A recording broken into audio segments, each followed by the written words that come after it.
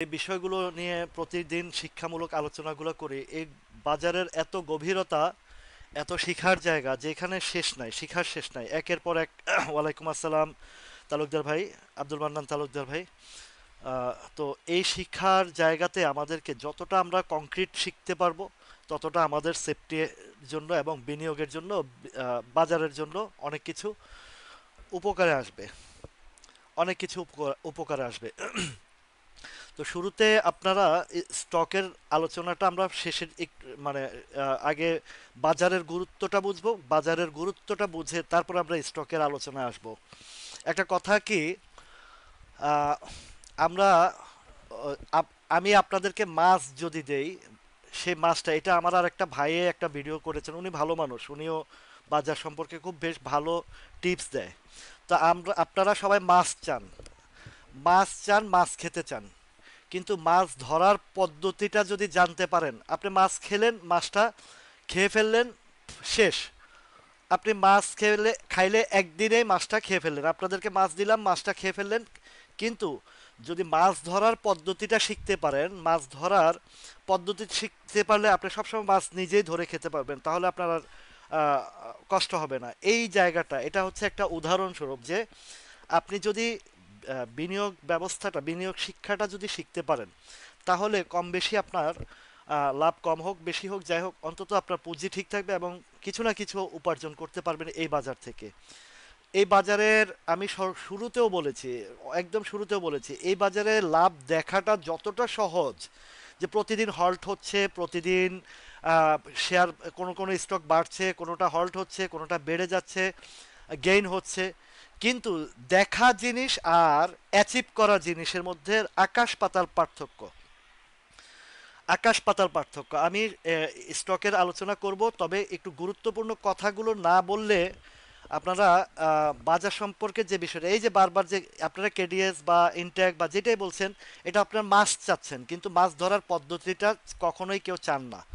Maximum লোক যারা চান, ওয়ালাইকুম আসসালাম রাফায়েত ভাই, তো যারা চান না তারাই এই স্টকের আলোচনা করে দেই, স্টক নিয়ে পড়ে থাকেন, পরবর্তীতে আপনারা বাজারের পরিস্থিতি বুঝে না বুঝে কমেন্ট করেন। আহ, অনেকে বলেন যে আপনি লাইভ করেন না, আপনার লাইভ করলে মামারা উল্টা চিন্তা করে। একটা বোকার মতো একটা প্রশ্ন করেছেন, বা বোকার মতন একটা কমেন্ট করেছেন। এখানে মামা ভাগিনা বিষয়টা আলাদা বিষয়। মামারা স্টক নিয়ে চিন্তা করে, পুরা মার্কেট নিয়ে চিন্তা করে না। আর স্টকের বিষয়টা, পুরো মার্কেটের বিষয়টা, এখানে ইনভেস্টমেন্টের বিষয় আছে। এখানে এখানে ওয়েব সৃষ্টি হয়, ওয়েব তৈরি হয়। এটা আপ অ্যান্ড ডাউন যায় কিছু, দেখেন, এটা বিনিয়োগের ওয়েব সৃষ্টি হয়। এই বিনিয়োগের ওয়েবটা যখন কারেকশন হয়, কারেকশন হওয়ার পরে বেশ কিছুদিন, আর বিশেষ করে ডিভিডেন্ড কেন্দ্রিক টাইমটাতে, আহ, আপনারা জানেন যে এখন সবগুলোর বোর্ড মিটিং আসছে। তো এখন এই ওয়েব সৃষ্টির যে জায়গাটা, বিনিয়োগের যে জায়গাটা, এই বিনিয়োগের জায়গার মধ্যে বাজার যতক্ষণ পর্যন্ত তাদের ডিভিডেন্ড ডিক্লারেশন কমপ্লিট না করবে, ইপিএস ডিক্লারেশন কমপ্লিট না করবে, ততদিন পর্যন্ত বাজারটা একটু এই ধরনের ভাইব্রেন্ট থাকবে, আপ অ্যান্ড ডাউন ভাইব্রেন্ট থাকবে। এই বিষয়গুলো আপনাদের বোঝাতে আমার অনেক বেগ পেতে হয়, অনেক কষ্ট হয়, কারণ আপনারা সবাই আসেন স্টকের নিয়ে আলোচনা করতে, কিন্তু মূল বাজারের যেই বিষয়টা, এইগুলা শিখার জায়গাতে আপনারা কেউই আসেন না।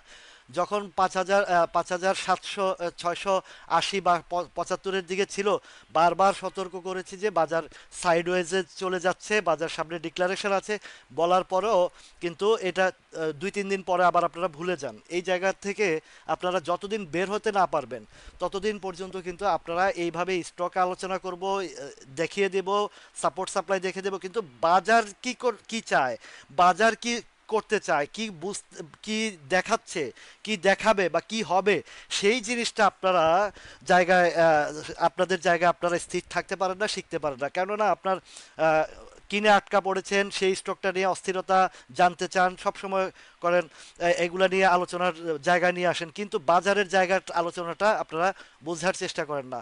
দেখুন, গত 2-3 দিন যাবৎ আমি বাজারের যে বিষয়টা নিয়ে আলোচনা করেছিলাম, যে এই জায়গায় একটা সাপোর্ট ক্রিয়েট করে ফেলেছে, এখন বাজারের একটা ওয়েব সৃষ্টি হচ্ছে, ডিভিডেন্ড কেন্দ্রিক ওয়েব, তারপরে ডিসেম্বর ক্লোজিং এর মুভমেন্ট, এই বিষয়গুলা।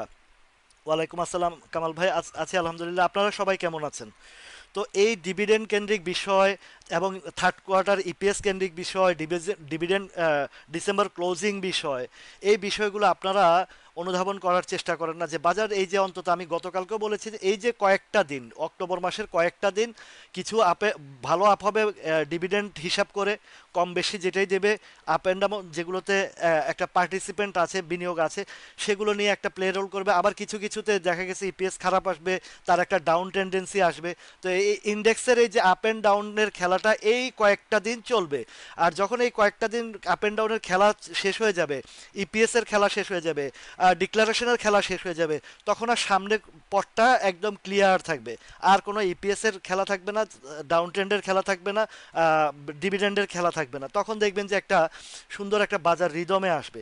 এই যে 4-5টা দিন অপেক্ষা করার মতন ধৈর্য দেখি যে আপনাদের অনেকেরই নাই। একজন অনেকে বলেন যে আপনি লাইভ করলে মামুরা উল্টা চিন্তা করে, এই যে বোকার মতন একটা প্রশ্ন, বোকার মতন একটা কমেন্ট, এটা কখনোই মামু ভাইগনার এইসব আমার আমার মতো মানুষের বা আমার মতন যারা আছেন এখানে অ্যানালাইসিস করেন, ওদের চিন্তা মামু ভাইগনারা মামুরা করে না। বা যেটা আপনারা বলেন মামারা, কোনো একটা স্টকে একজনের একটা বড় পার্টির ইনভলভমেন্ট থাকে বা 5-7 জনের ইনভলভমেন্ট থাকে, আরেকটার মধ্যে 5-7 জনের ইনভলভমেন্ট থাকে, সেইটার সাথে এই যে বাজারের যে আলোচনা বা শিক্ষার জায়গা, ওরা এগুলা কেয়ারও করে না, এদিকে তাকায়ও না। এগুলো আপনাদের ভ্রান্ত ধারণা এবং কাল্পনিক কথাবার্তা, কাল্পনিক চিন্তা ভাবনা।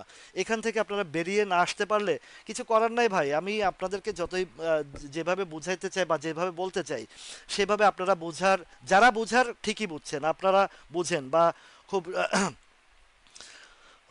ফয়েজ ভাই, হ্যাঁ আপনি অনেকদিন গ্যাপ গেছে দেখেছি আপনাকে, আমি অনেকদিন দেখিনি আপনার ইয়েতে। যাক, দোয়া করি আপনি সুস্থ, পুরোপুরি সুস্থ হয়ে উঠুন। এটা দোয়া দোয়া করি আপনার জন্য, বা আপনারা যারা অসুস্থ আছেন সবার জন্য দোয়া করি। মুজিবুল ভাইও হার্টের প্রবলেম আছে, মুজিবুল ভাইয়ের জন্য অনেক দোয়া ও ভালোবাসা রইল। তো আপনারা যারা আমার প্রিয় মানুষ সব শুরু থেকে আছেন, বুঝেন, যারা অনেকে যারাই শিখার চেষ্টা করেছেন, শিখছেন, তারা কিন্তু কম বেশি ভালো, এখনো ভালো অবস্থানে আছেন, থাকবেন ইনশাল্লাহ। কিন্তু এই যে অযাচিত কথাগুলো যারা বলেন, এবং আপনারাও যারা অনেকে ভালো মানুষও অনেক ইয়ে করে মানে হয়তো বা না বুঝেই কমেন্ট করে ফেলেন, এটা আমি বুঝি। আপনারা অনেকেই আছেন প্রিয় মানুষ, কিন্তু ওই যে বাজার একটু পড়তে দেখলে অস্থিরতা আপনাদের কাজ করে। এই মানে ভাবেন যে লাইভে পজিটিভ বললে তারা নেগেটিভ করে, বা লাইভে নেগেটিভ বললে পজিটিভ করে। এটা আসলে কখনো এই বিষয়টার সাথে, এটার সাথে সংস্পৃক্ত না। আপনারা একটা জিনিস চিন্তা করে দেখেন, একটা স্টকে যখন বড় বড় বিনিয়োগকারীরা প্লে রোলের জন্য তৈরি করে বা তৈরি হয়, তারা কিন্তু একদিন দুই দিনে কালেকশন করে ফেলে না, আবার একদিন দুই দিনে টেনে উঠে ফেলে না। এটার একটা বিশাল প্রজেক্ট আছে, 2 মাস 3 মাস 6 মাস 1 বছর পর্যন্ত তারা কালেকশনে থাকে। আবার কিছু আছে ফরিয়া ব্যবসায়ী, যে 5-7 জন একত্রিত হয়ে একটা শেয়ারে কিনে একটু ওই যে হোয়াটসঅ্যাপ মেসেঞ্জার যেগুলো বলে আসি, ওই রকম গ্রুপের মধ্যে ছেড়ে দেয়, ও পাবলিক কিনে ওরা বেচে। এইগুলা ভিন্ন বিষয় ভাই। এইগুলোর সাথে এই বাজারের এই এই আলোচনা শিক্ষার সাথে কোনো সংস্পৃক্ততা নাই। ওয়ালাইকুম আসসালাম আলমগীর ভাই, কেমন আছেন? তো এই বাজারের শিক্ষার জায়গা আর ওই লাইভের কথাবার্তা শিক্ষার জায়গা, আর ওদের চিন্তা ভাবনার জায়গা টোটালি ভিন্ন। ওরা যেটা করার করবে, ওরা যেটা করা আমার লাইভেও কিছু যায় আসে না তাদের।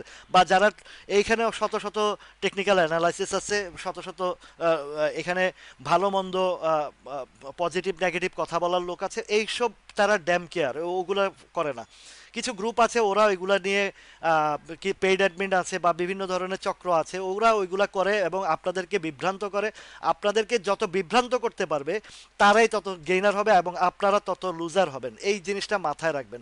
আপনার সচেতনতায় হচ্ছে এই পুঁজিবাজারের সুরক্ষা, এটা হচ্ছে মূল বিষয়।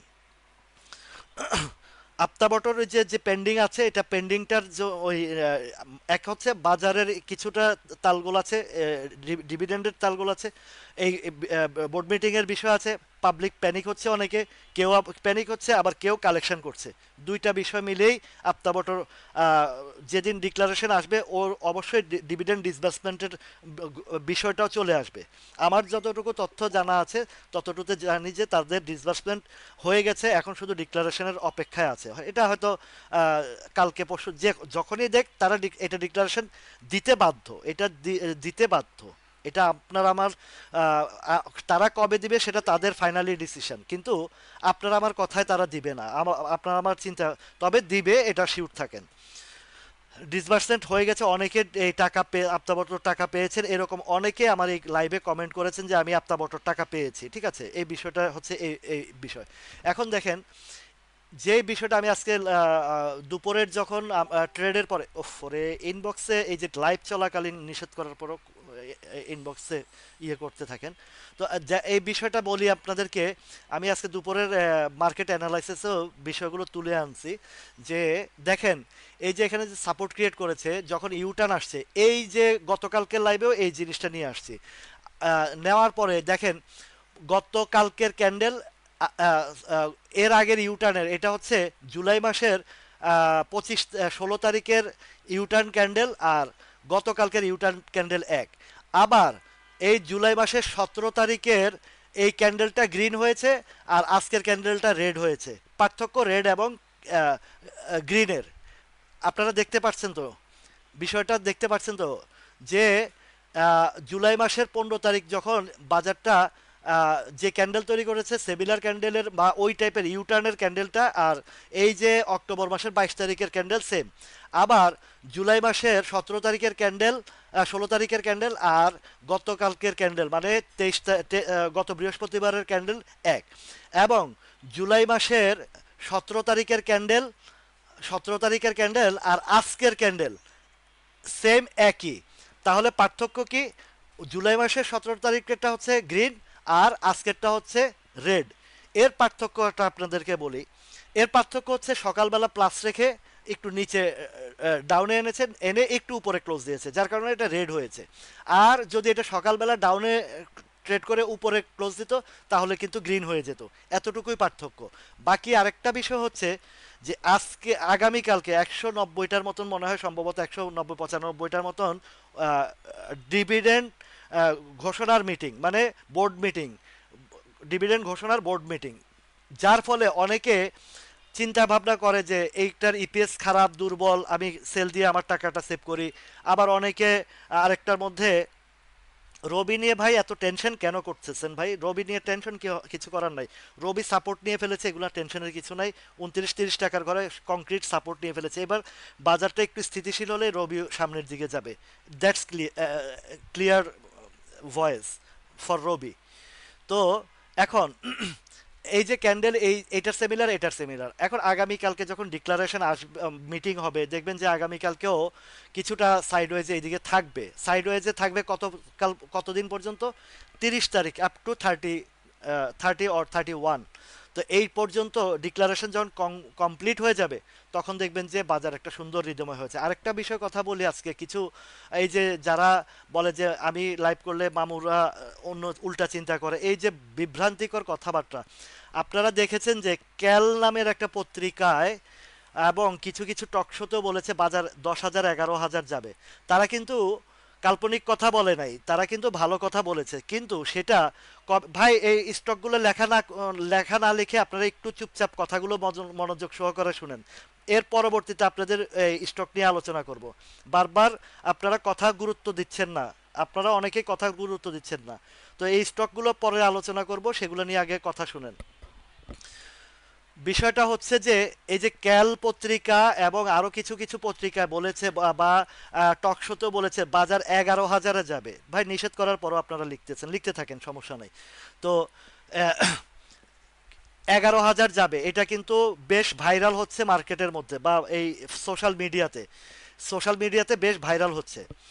কেন বলছে তারা?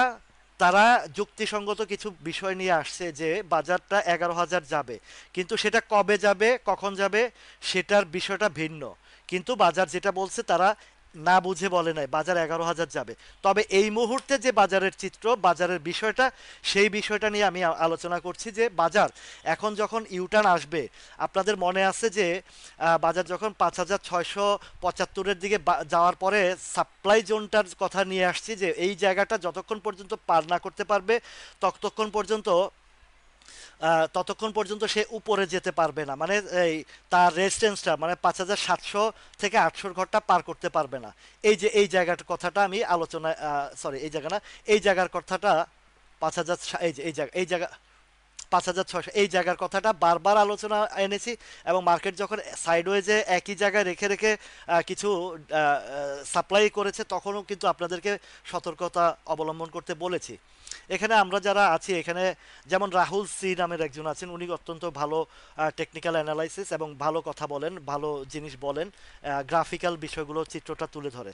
হ্যাঁ, তো এখন যৌক্তিকতার বিষয় দিয়ে আপনাদেরকে বোঝাবো, যৌক্তিকতার বিষয় দিয়ে কেন এইবার যদি বাজার ওয়েবটা, যে ওয়েবটা তৈরি হয়েছে সেই ওয়েবটা, এই যে 5,700 যেই রেজিস্ট্যান্সটা আছে, এই রেজিস্ট্যান্সটা বা সাপ্লাই জোনটা আছে, এই 5,700 সাপ্লাই জোনটা ভাঙবে, কেন ভাঙবে সেটা নিয়েও আপনাদেরকে বিচার বিশ্লেষণ করে বুঝিয়ে দেওয়া হবে। 2-4 দিন বাজার কারেকশন পড়তে, এই যে মজিবুল ভাই চলে আসছে, 2-4 দিন বাজার কারেকশন পতন দেখলে আপনারা যে মানে উল্টাপাল্টা বক বক করেন বা কথাবার্তা বলেন, সেটা আপনাদের আসলে ক্ষুদ্র বিনিয়োগকারী, এটা আপনাদেরও দোষ নেই, কারণ বারবার ধোকা খাইছেন, ধোকার জায়গায় পড়তে পড়তে আপনাদের এখন ওই কনফিডেন্স লেভেলটা হারিয়ে ফেলেছেন, যার কারণে আপনারা বিষয়গুলো অনুধাবন করতে পারেন না, যে এই অল্পতে আপনারা নার্ভাস ফিল করেন। একটা কথা মনে রাখবেন, এই বাজারের গভীর গভীর জ্ঞান যেমন প্রয়োজন, তেমন গভীর ধৈর্য প্রয়োজন। এখানে আপনি যদি বারবার যে কথা বলি, যে আপনি যদি একটা ফান্ডামেন্টাল স্টকে আপনি বিনিয়োগ করেন, হোক এ বি জেড, কোনো প্রবলেম নাই, প্রাইস কমছে বা আবারও বাড়বে, এটা স্বাভাবিক চিরাচরিত নিয়ম। এখন কেন এই যে 5,700 যে রেজিস্ট্যান্সটা কেন ভাঙবে সেটার বিশ্লেষণটা বলছি। আপনারা জানেন যে জুন ক্লোজিং এর অলরেডি ডিভিডেন্ড কমপ্লিট, মানে এই 2-3 দিনের ভিতরে 4 দিন, যে বাকি যে দিনগুলো আছে এগুলোতে কমপ্লিট হয়ে যাবে, এবং ডিসেম্বর ক্লোজিং এর যে স্টকগুলো আছে, ব্যাংক সেক্টর, ফাইন্যান্স সেক্টর এবং ইন্স্যুরেন্স সেক্টর, এই সেক্টরের থার্ড কোয়ার্টার আসবে। তো যদি থার্ড কোয়ার্টার কমপ্লিট হয়ে যায়, থার্ড কোয়ার্টার থেকে থার্ড কোয়ার্টার থেকে আপনার আগামী ডিক্লারেশন টাইমিংটা দেখেন, নভেম্বর, ডিসেম্বর, জানুয়ারি, ফেব্রুয়ারি, ফেব্রুয়ারি থেকে মার্চ, তার মানে আমার 5 মাস হাতে সময় আছে। তো এখন 5 মাসেই কি, মানে 1 মাসেই কি ডাবল ডি ডাবল হয়ে যাবেন? না, এই 5 মাসের ভিতরে তার আহ, এই সাপোর্ট থেকে সাপ্লাই, সাপ্লাই থেকে আবার সাপোর্ট জোন তৈরি করা, সাপোর্ট জোন তৈরি করা থেকে আবার সাপ্লাই, এই যে পার্ট অফ পার্ট, এবং ঘুরে ঘুরে স্টক ঘুরে ঘুরে আসবে। তখন দেখবেন যে ব্যাংকগুলো যখন শক্তি পাবে, আপে হবে, জানেন যে এই বাজারের পরিচালনার জন্য ব্যাংকের বিকল্প নাই।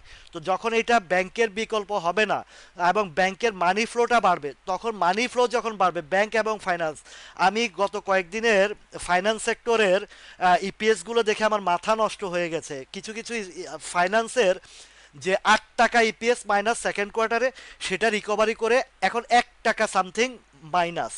তাহলে 8 টাকা মাইনাসকে রিকভারি করে 1 টাকা মাইনাসে আনা যাতা মনে করছেন আপনারা? আবার থার্ড কোয়ার্টারে দেখছি যে 3 টাকা 5 টাকা ইপিএস মাইনাস থেকে এখন মাত্র 86 পয়সা মাইনাস। এটা হচ্ছে থার্ড কোয়ার্টারের হিসাব। তো যদি থার্ড কোয়ার্টারের হিসাবে এটা আসে, ফাইনাল কোয়ার্টারে সে তো অবশ্যই এখন জেডে আছে, সে ডিভিডেন্ড ডিক্লারেশন করবে এবং ভালো হবে। মাথায় নেন, এগুলা এগুলা বোঝার চেষ্টা করেন, ঘাটেন স্টক স্টক ঘেটে ঘেটে বের করেন কোন কোন স্টকের কোন কোন পজিশন নিচ্ছে এবং ইপিএস ভালো করছে, রিকভারি করছে, পজিটিভে আসছে, এইগুলো আপনারা ব্রেনে নেন। আপনারা ব্রেনে নেন কি আমার স্টক কোন জায়গায় আছে, কি হয়েছে, এগুলা নিয়ে পড়ে থাকেন, একটা স্টকের মধ্যে আপনারা ঘুরপাক খান।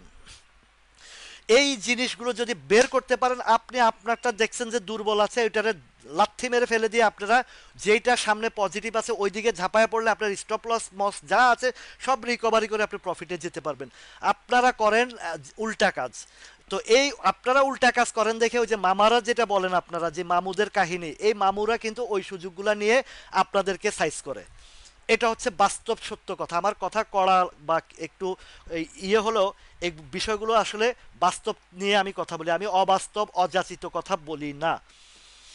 এখন দেখেন, যখন মার্কেটের যখন মানি ফ্লোটা ব্যাংক ফাইন্যান্স দিয়ে একটা মুভমেন্টে আসবে, তখন এই যে যে জায়গাটাতে ধাক্কা খেয়ে বাজারটা কারেকশন হয়েছে বা পতন হয়েছে, মার্জিন ইস্যুকে নিয়ে আসছে, যখন কারেকশনের প্রয়োজন হয় তখন তারা বাজার স্বাভাবিক কারেকশনটা এমনি করে না, কিছু কিছু ইস্যু আপনাদের সামনে নিয়ে আসে, আতঙ্ক সৃষ্টি করে, বিভিন্ন ধরনের রিউমার ছড়ায়, এবং একটা চক্র, কুচক্র মহল, ফেসবুক মেসেঞ্জার বা বিভিন্ন অনলাইন পত্রিকা সহ ওরা আতঙ্ক সৃষ্টি করে। এই আতঙ্ক সৃষ্টি করার ক্ষেত্রে তখন আপনারা যেমন ঝাঁপায়া সেল প্রেশার শুরু করেন, আর কিছু ইনস্টিটিউটও তখন এই কাহিনীগুলা তৈরি তৈরি করে। আজকের বাজারের যে রোল প্লেটা, এটা ইনস্টিটিউটের রোল প্লেটা ছিল। তো এখন এই যে কেন 5,700 পার করবে সেই বিশ্লেষণটা আপনাদেরকে বুঝিয়ে দিয়েছি, যে ব্যাংক ফাইন্যান্স যখন মুভমেন্টে আসবে তখন মানি ফ্লো বাড়বে। আচ্ছা, যখন ব্যাংক ফাইন্যান্স মুভমেন্টে আসবে মানি ফ্লো বাড়বে, তখন কি শুধু ব্যাংক ফাইন্যান্সের মধ্যে সীমাবদ্ধ থাকবে? আপনার কেডিএস, আপনার ইনট্যাক, আপনার আইপিডিসি, আপনার আইবিপি, আপনার অন্যান্য যেগুলো আছে এগুলার মধ্যেও দেখবেন যে তখন আহ, এই মানি সার্কুলেশন হবে। মানি সার্কুলেশন হলে আপনার আইবিপি আর এই রেটে থাকবে না, আপনার আইপিডিসি তো ডিসেম্বর ক্লোজিং এটা তো বাড়বে, এবং ভলিউম ক্রিয়েটটা দেখছেন আইপিডিসির কি পজিশন। তো এগুলো সামনের দিকে যে যাবে, এটা তো ভালোই দিকে যাবে। ঠিক আছে, এই হলো ইন্ডেক্সের চরিত্র। আরেকটা জিনিস, এই যে যারা বলে যে 11,000-এ যাবে, আপনাদেরকে আরো কিছু সিগনিফিকেশন দেখিয়ে দেই। আপনারা ক্ষুদ্র বিনিয়োগকারী, আপনাদের জন্য আমি সর্বদা সর্বদা নিজের ঘাম শ্রম ঝরিয়ে লাইভে শিখে, যেন আপনারা ক্ষতিগ্রস্ত না হন, আপনারা যেন বিপদগ্রস্ত না হন, সেই জায়গাতে আমি সবসময় সর্বদা মার্কেট কারেকশন বলেন আর মার্কেট আপ বলেন, সবসময় আপনাদের সাথে আছে। যেটা অনেকেই মার্কেট পতনের সময় নিচে চলে যায়। ঠিক আছে, এখন দেখেন এই যে আপনাদেরকে গত 3 মাস যাবত, 1 মাস যাবত প্যানিক বিভিন্ন ধরনের আহ, অনেক প্রেশার ক্রিয়েট করে আপনাদেরকে আতঙ্কিত করেছেন। ওই আতঙ্কিতে এসেও আপনারা অনেকেই আমার যারা শুরু থেকে আছেন তারা না, অনেকেই আমার বিরোধিতা করেছেন, বিভিন্ন ধরনের কথাবার্তা বলেছেন। আমি এগুলা মাইন্ড করি নাই, বা যেগুলো একদম বাজে স্ল্যাং ল্যাঙ্গুয়েজ করেছে ওগুলোকে ব্লক করে একদম সাইড আপ করে দিয়েছি।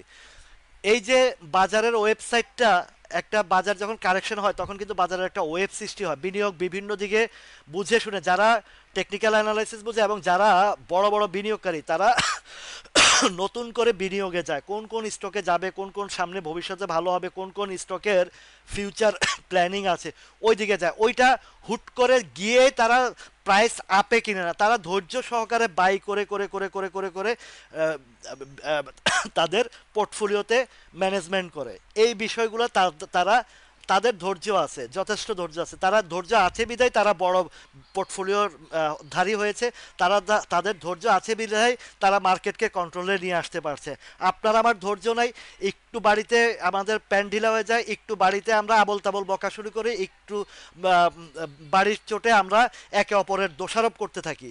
এই জায়গা থেকে আপনারা যতদিন পর্যন্ত দোষারোপের জায়গা থেকে না বেরিয়ে আসে, শিক্ষার জায়গা না শিখতে পারবেন, ততদিন কচু পারবেন আপনারা। আমি এটা একদম বাংলা ভাষায় বলে দিচ্ছি, কচুটা এই বাজারে পারবেন, আজীবন লস দিতেই থাকবেন। এই শিক্ষার আমার এই 4 মাস 5 মাস যাবত, 6 মাস যাবত যে পরিশ্রম করছি, যারা মনে প্রাণে শক্তভাবে আমাকে ফলো করে আসছেন, সবাই ম্যাক্সিমাম লোক ভালো করেছেন, ভালো আছেন। ইভেন এই যে মার্কেট দেখেন, কেডিএস নামতে নামতে 37 টাকা আনছেন, 36 টাকা 90 আনছে না। আপনারা গালিগালাজ করছেন, নানান ধরনের মন্তব্য করছেন, নানান ধরনের কথাবার্তা বলছেন। তো 36-90 থেকে কেডিএস এখন 41-50, এবং ভালো একটা বডি ফিট বডি তৈরি করে সে উপরে আসছে। আজকের ভলিউম যারা বাই করছে, বড় বড় বাই করছে। তা আপনার পোর্টফোলিও বা গত 5 দিন আগের পোর্টফোলিওটা বের করে দেখেন কত লস ছিল।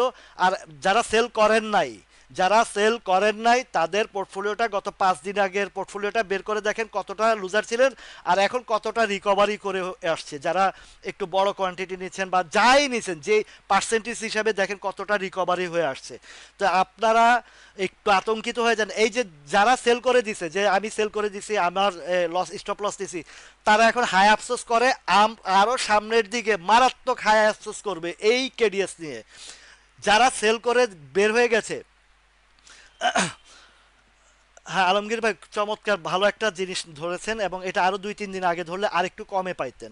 তো এই যে মারাত্মক, এখন যারা ওই যে গালিগালাজ করছেন আর বেচছেন, তারা নিজের বাসটা নিজে খাইছেন। আজকে যে কেডিএস যারা এই যে 37-36 বিক্রি করছেন, আজকে 41-50, এটা আগামীকালকে বা পরশুর দিকে দেখবেন যে আস্তে আস্তে আস্তে আস্তে 44-45, এবং ওয়েব যখন সৃষ্টি হবে 5,800 পার হয়ে যাবে, এই শেয়ার যেই জায়গার গন্তব্য, যে 70-80 টাকার যে সাপ্লাই জোনটা বলেছি, সেদিকে চলে যাবে বাজার। আপনারা হাই আফসোস করবেন।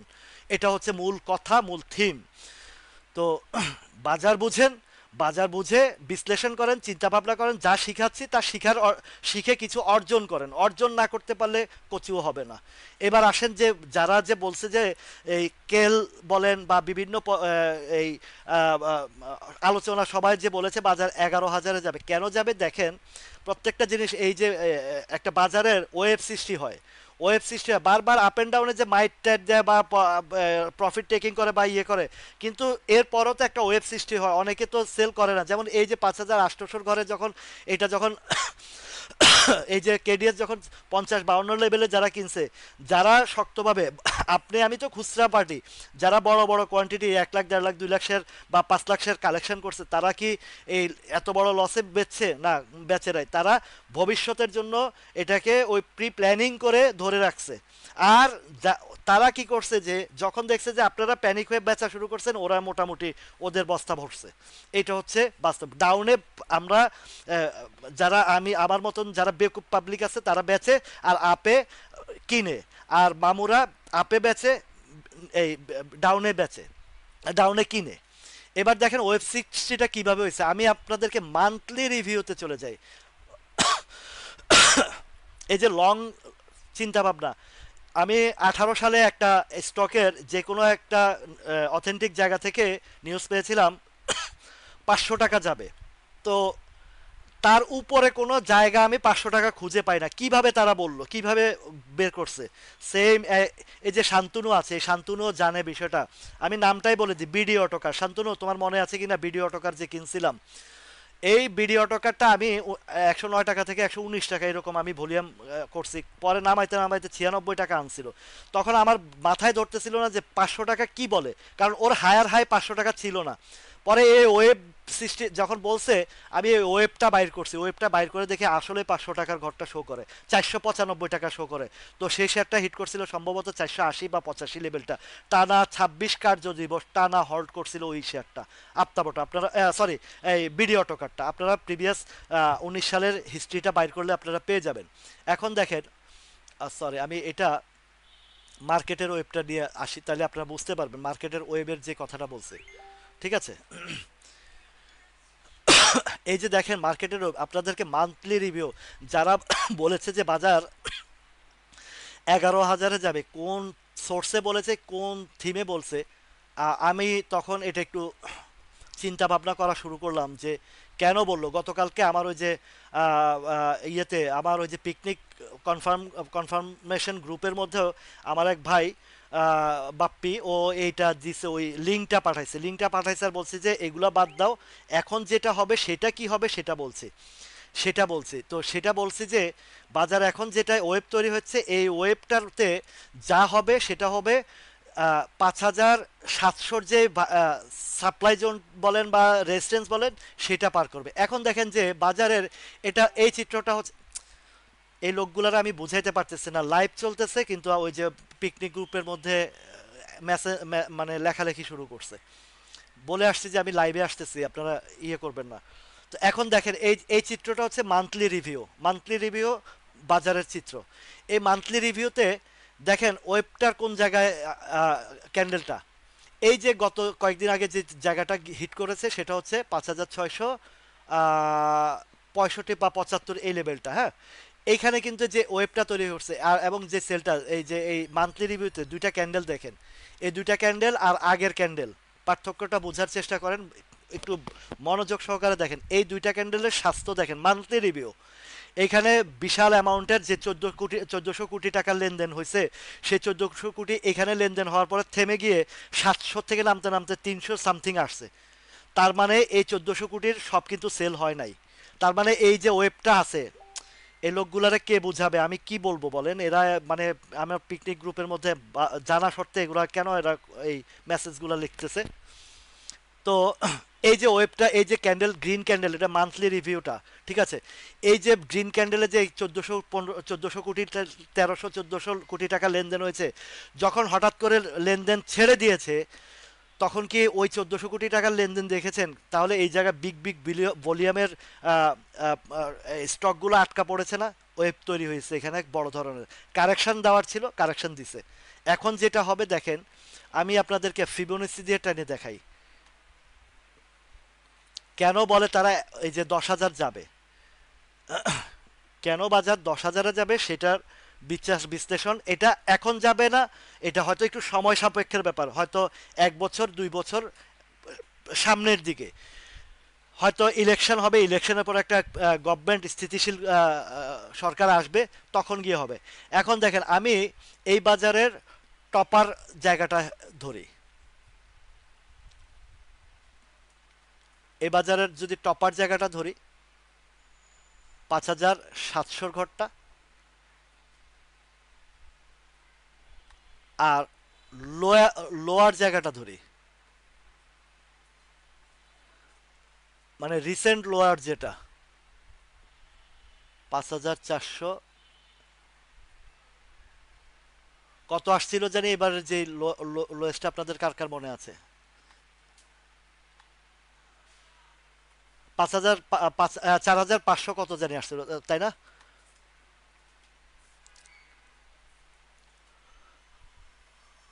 আমি তখন কোনটা দিয়ে হিসাব করেছিলাম জানি, আহ, এবারের টপার যেটা 5,671-এর হিসাবটাই করি এখান থেকে। ওরে,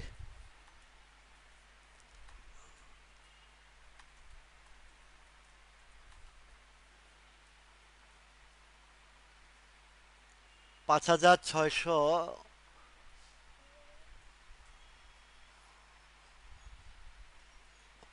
5,600,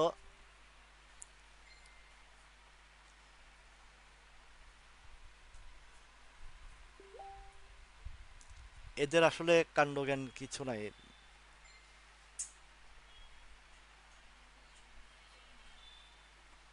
পাঁচ এবারে এইটা এটা এটা এটা 5,600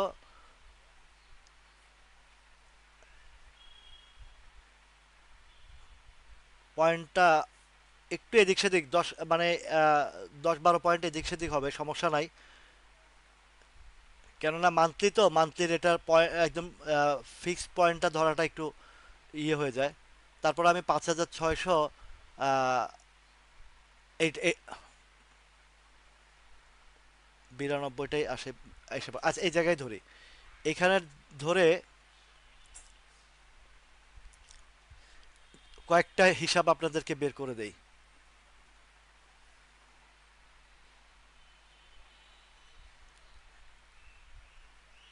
একটা হিসাব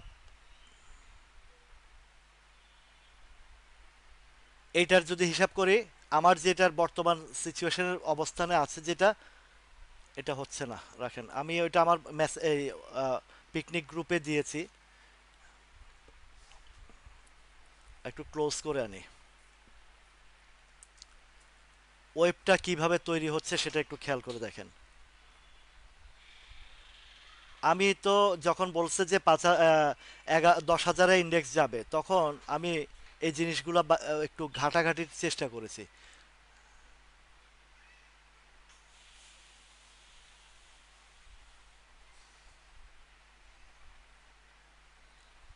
না এটা না, আরো আরো টপের থেকে ধরছে, এটা আরো টপের থেকে ধরছে।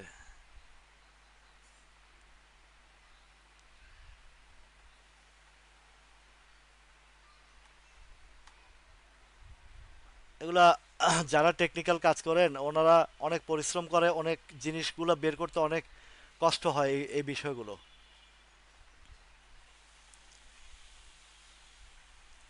রাইট, এইটাই ধরছে, হ্যাঁ এইটাই, এইটাই ধরছে, টপার আর লোয়ার, টপ টু বটম ধরছে। এই দেখেন এইটুকুতে আসে, এইটুকুতে আসে ভাই। একজন গিয়ে একটু আমার যারা পিকনিকে আছেন,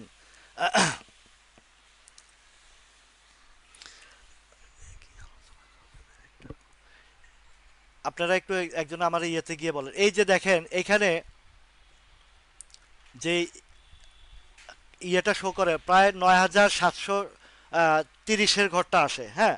এটা পয়েন্ট টু পয়েন্ট ধরতে পারছি না, কারণ এটা তো আমি এই ইয়েতে করছি, আমি মোবাইলে তখন ওইটা গ্রুপে বোঝানোর জন্য বলছি। তো এখন এই যে জায়গাটা দেখেন, এই যে যারা বড় বড় বিজ্ঞ অ্যানালিস্ট যারা, ওরা ওয়েব তৈরি হয়েছে যেটা আগামী 1-2 বছর পরে যে বাজারটা একটা বিগ বুল হবে, ইলেকশনের পরে সেই থিমটা তারা এখন থেকে শো করছে, কিন্তু সেটা কি এই মুহূর্তে প্রযোজ্য না? এই মুহূর্তে প্রযোজ্য না, কথাটা বুঝেন। এই মুহূর্তে প্রযোজ্য না। এই মুহূর্তে যেটা প্রযোজ্য, আমাদের যে জায়গা সচেতন সেটা আমি কিন্তু আলোচনা করে ফেলেছি, তারপরে আরেকবার রিভিউ করব। এখন দেখেন এই যে 5,600,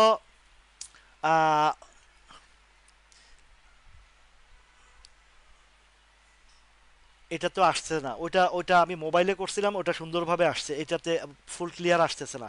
এটা হচ্ছে মান্থলি রিভিউর মধ্যে শো করে যে আহ, প্রায় 11,000 বা 9,000, 10,000-এর ঘরটা উঠবে। এটা ওনারা বলেও দিয়েছে যে আগামী 1-2 বছরের মধ্যে 5,000, 9,000, 10,000-এর দিকে যাবে। ওনারা টাইম ফ্রেমটা বলছে, তো আমার সূত্র অনুযায়ী সেটা যখন আহ, একটা গভর্নমেন্ট আসবে, নতুন একটা ইলেকশনের পরে ইলেক্টেড গভর্নমেন্ট আসবে, সেটা সমূহ সম্ভাবনা তৈরি হয়ে আছে, ওয়েব সৃষ্টি হয়ে আছে। এবার আসেন আমাদের বর্তমান পরিস্থিতিতে, যে একটা কথা আমি একটু আগেও আলোচনা করছি, সেই জায়গাতে যদি হয়, এটা হচ্ছে মান্থলি রিভিউটা আপনাদের দেখাচ্ছি, যারা অ্যানালাইসিস করছে যে 10,000 ইন্ডেক্স যাবে, ওনাদের অ্যানালাইসিস অবান্তর কিছু না, ওটাও একটা বাস্তবতা নিয়েই ওনারা এই বিষয়গুলো তুলে ধরে আনছে যে এটা এই জায়গায় যাবে। এখন এই জায়গায় যাবে যে এই যে দেখেন, এর আগে যখন বাজারটা ওই যে 10 সালে 8,700 উঠেছিল, 10 সালে 8,700 উঠেছিল ইন্ডেক্স, মনে আছে আপনাদের?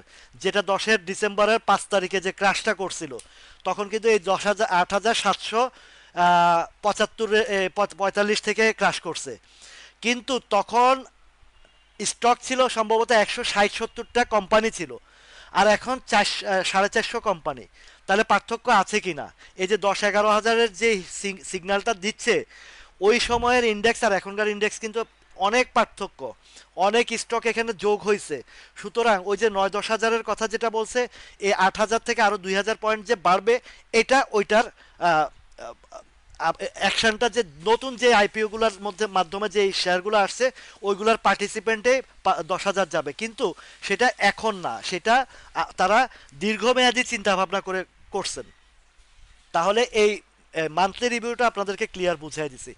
এবার আসেন বর্তমান সিচুয়েশনে আমাদের যে বাজারটা এখন যে ওয়েবটা সৃষ্টি করছে, সেই ওয়েবটা নিয়ে আমি যেটা বলেছি যে যে এখন 2-4 দিন এই যে ইয়ের ব্যাপারটা, মানে ডিভিডেন্ডের এবং ইপিএস এর যখন ক্লিয়ার হয়ে যাবে, তারপরে যখন বাজারটা ইউটার্ন আসবে, ব্যাংক ফাইন্যান্স ইন্স্যুরেন্সের মুভমেন্ট আসবে, ব্যাংকের যখন মুভমেন্টটা চলে আসবে, ফুলফিল মুভমেন্ট চলে আসবে ব্যাংক এবং ফাইন্যান্সের, এই ফাইন্যান্সটা এবং ব্যাংকের যখন মুভমেন্ট আসবে, তখন দেখবেন যে মানি ফ্লো বাড়ছে, আবারও 800, 900, 1,000, 1,200, 1,500 কোটি টাকার লেনদেন আসবে।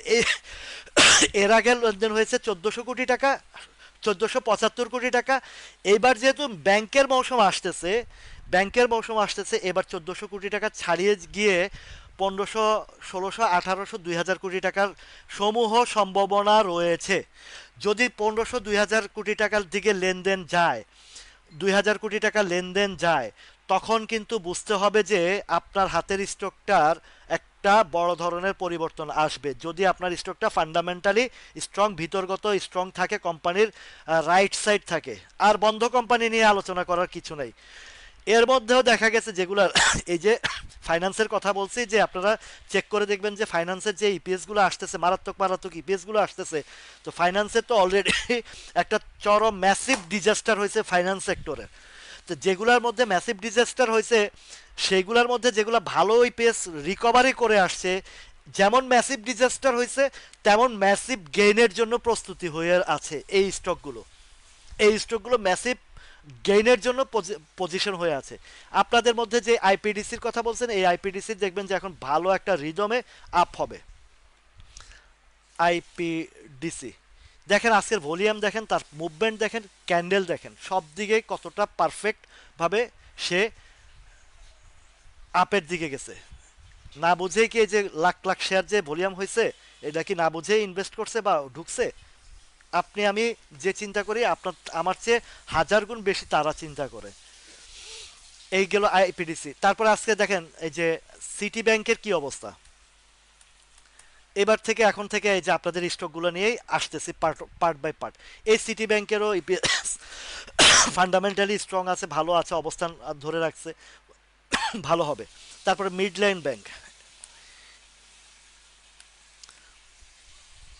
তবে আমার কাছে অ্যাট্রাকটিভ যে বিষয়টা লাগছে ফাইন্যান্স সেক্টরটা, আপনাদেরকে বলে দিই ফাইন্যান্স সেক্টরটার যেই আহ, ইয়েগুলো আসছে, ফাইন্যান্স সেক্টরের যেই হিসাব কিতাবগুলো আসছে, মানে ইপিএস এর থার্ড কোয়ার্টারের মারাত্মক মারাত্মক ইপিএস আসছে, এইটা দেখে আমি নিজেই হতবাক যে যেই ফাইন্যান্স সেক্টরটারে তছনছ করে ফেলেছিল, লুটপাট করেছিল এবং ম্যাসিভ ডিজাস্টার হয়েছে, সেই ফাইন্যান্স সেক্টরগুলোর এত রিকভারি কিভাবে হলো, মাথা নষ্ট করা অনেকগুলা কিছু কিছু দেখলাম। এই যে আইপিডিসি বলেন, এনএল, এই যে ন্যাশনাল হাউজিং অ্যান্ড ফাইন্যান্স বলেন, এগুলার যে রিকভারি। আরও একটা আছে, আমি বলেই দেই আপনাদেরকে, ওই যে সেটা হচ্ছে 6 টাকা না 60 টাকার ঘরে ইসলামী ফাইন্যান্সের দিক ইপিএসটা দেখেন, আমার মাথা নষ্ট হয়ে গেছে নিজেরই। 8 টাকা মাইনাস ইপিএস থেকে 1 টাকা, এটা সেকেন্ড কোয়ার্টার, 1 টাকা কত পয়সা মাইনাস, মানে 6 টাকার মতন রিকভারি করছে। আর থার্ড কোয়ার্টারে 5 টাকার জায়গায় মাত্র 86 পয়সা আসছে মাইনাস। তো 5 টাকা, অলরেডি 5 টাকা রিকভারি করে ফেলছে। আপনি বুঝেন এই শেয়ারগুলা, এই 60 টাকার শেয়ার কোথায় নেবে? থিম ধরেন, আপনারা আছেন অন্য চিন্তায়, আর যারা বুঝার তারা আছে অন্য চিন্তায়। এই যে মিডল্যান্ড ব্যাংকেরও ভালো পজিশন, কিন্তু ফাইন্যান্স সেক্টরটা আমাকে খুব নজর কাটছে, খুবই নজর কাটছে ফাইন্যান্স সেক্টরটা।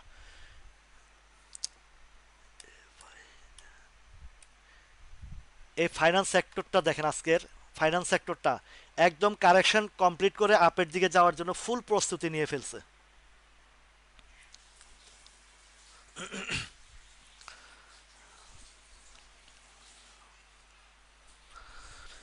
হবে ভাই, হবে। আপনারা দীর্ঘ 54 বছরের জঞ্জাল একদিনে সাফ হবে, হবে না। এগুলাকে ধীরে ধীরে ধীরে ধীরে, এখন যেই ইয়াং জেনারেশন আসছে, এবং আপনারা ফলো করে দেখেন, এখন আর মানুষ ওই চাঁদাবাজদেরকে কেউ পাত্তা দেয় না, এখন আর ওই যে দুর্নীতিবাজদেরকে কেউ পাত্তা দেয় না। সাথে সাথে এগুলা এই সোশ্যাল মিডিয়া বলেন, বিভিন্ন ইয়েতে বলেন, এগুলাতে কিন্তু অনেক পরিবর্তন আসতেছে। এখন আর ওই চাঁদাবাজ, টেম্পো স্ট্যান্ড বাস, এগুলাদেরকে কেউ মানুষ লাইক করে না। ধীরে ধীরে হবে।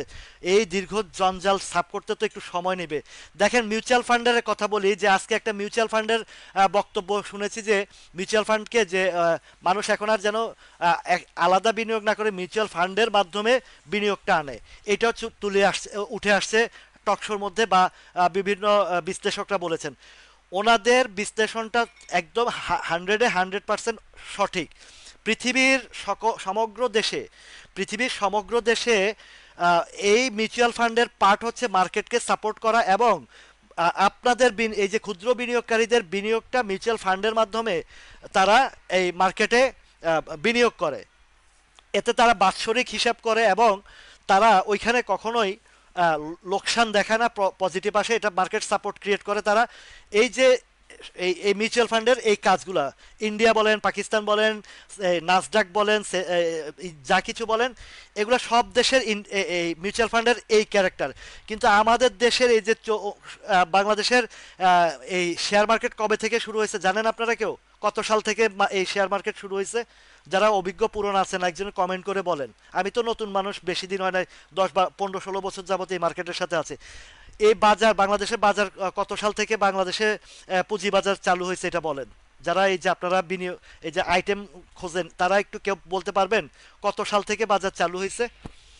এই বাজার চালু হওয়ার পর থেকে আপনারা একজন কমেন্ট করে বলেন দেখি কত সালে বাংলাদেশের পুঁজি বাজার শুরু হয়েছে।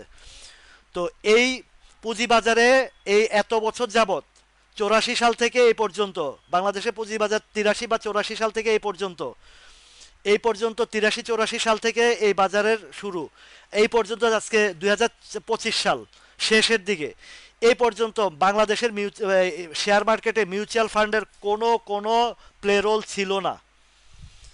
বাংলাদেশের পুঁজিবাজারের মধ্যে মিউচুয়াল ফান্ডের কোনো ধরনের কোনো প্লে রোল ছিল না, কোনো তাদের এখানে 1954 সাল থেকে 1961 1954 বাংলাদেশের, আমি যতটুকু জানি যে 84, ওটা তো পূর্ব পাকিস্তানের সময় 72 সাল। যাই হোক, অনেকের অনেক মতামত আছে। তো আমি যতটুকু জানি যে আমি 84 সালের পর থেকে, মানে পাবলিকলি যেটা হয়েছে, তো এই যে মিউচুয়াল ফান্ড কখনোই বাংলাদেশের এই পুঁজি বাজারে, বাংলাদেশের পুঁজি বাজারে 85 সাল, 84 সাল, 85 84 সাল আমার যেটা আমি যতটুকু জানি 1984 সাল।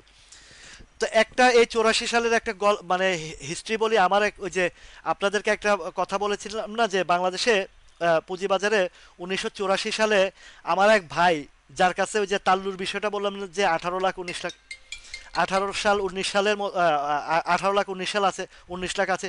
উনি ওই সময় মাত্র 2000 টাকা দিয়ে একটা এই মিউচুয়াল ফান্ড ইউনিট কিনেছিলেন। 2000 4000 টাকা দিয়ে দুইটা ইউনিট কিনছিলেন।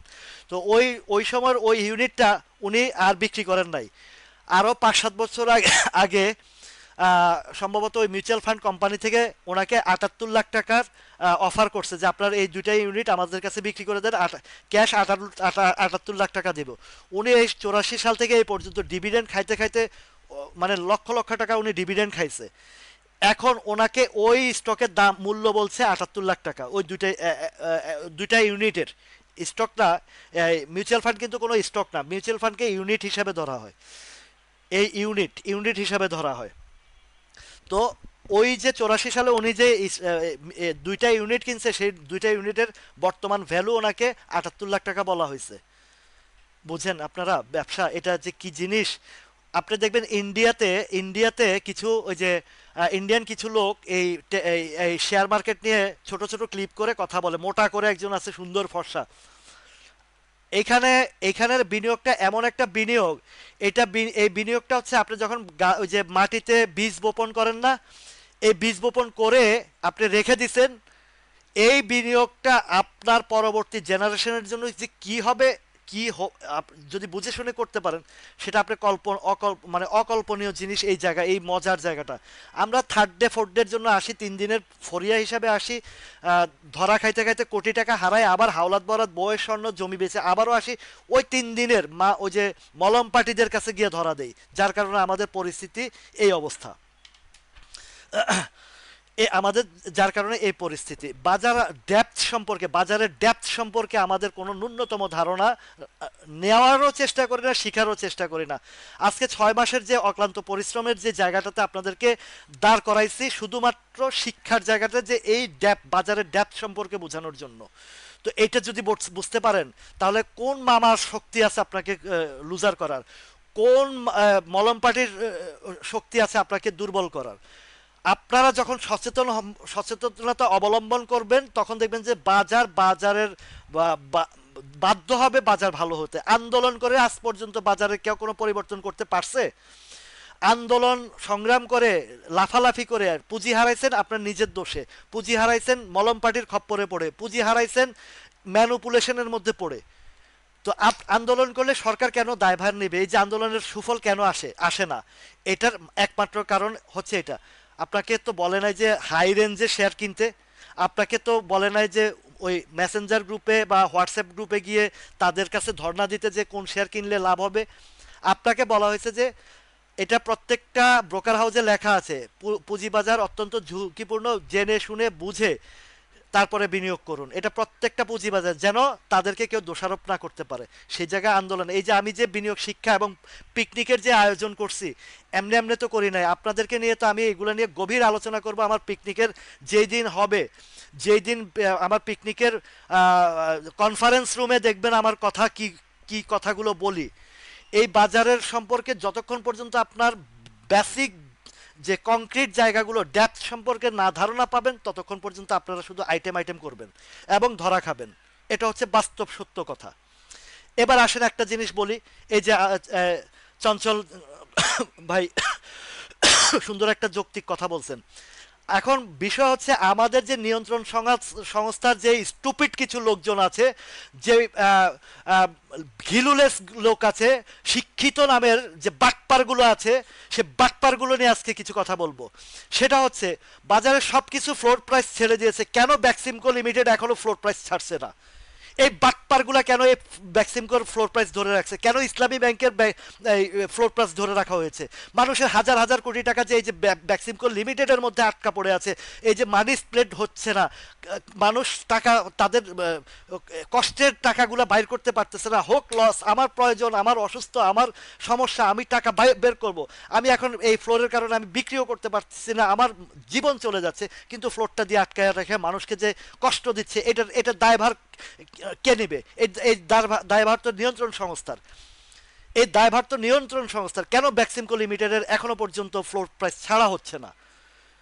আপনারা যার যার অনলাইন আছেন, ফেসবুক আছেন, যার যার ফেসবুক আছে, সবাই সবার জায়গা থেকে বলেন যে এই ব্যাক্সিমকো লিমিটেডের ফ্লোর প্রাইস তোলার জোর দাবি তোলেন, জোর দাবি তোলেন। এটা মার্কেটের জন্য যেমন ভালো হবে, সুফল বয়ে আনবে, তেমন আপনাদের যারা আটকা আছেন তাদের জন্য সুফল বয়ে আনবে। একটা ব্যাক্সিমকো লিমিটেডকে আটকায় রেখে মানুষের টাকাগুলো আটকায় রেখে এই যে হাজার হাজার কোটি টাকা মানি স্প্রেড হচ্ছে না, হতে পারছে না, মার্কেটের সার্কুলেশন হচ্ছে না, বন্ধ করে রেখেছেন, এইটার দায়ভার এই নিয়ন্ত্রণ সংস্থাকে অবশ্যই নিতে হবে। এই যে অযাচিত কাজগুলো করে বসে আছে, বা এই যে মানে তারা একটা জিনিসকে আটকায় রেখে মানুষকে কষ্ট দিচ্ছে, এখনো পর্যন্ত ইসলামী ব্যাংক এবং এই ব্যাক্সিমকো লিমিটেড কার স্বার্থে এগুলো আটকায় রাখা হয়েছে? কাদের স্বার্থে আটকায় রাখা হয়েছে? বিনিয়োগকারীরা যে হাজার হাজার কোটি টাকা বিনিয়োগ করে আটকা পড়ে আছে, তারা বেচতেও পারতেছে না, কিনতেও পারতেছে না, কিছু করতে পারতেছে না, তো এইটা তো বাজারের জন্য একটা সাইড এফেক্ট হয়ে বসে আছে। ইন্ডেক্সের মধ্যে তো এগুলো এফেক্টিভ জায়গা বসে আছে।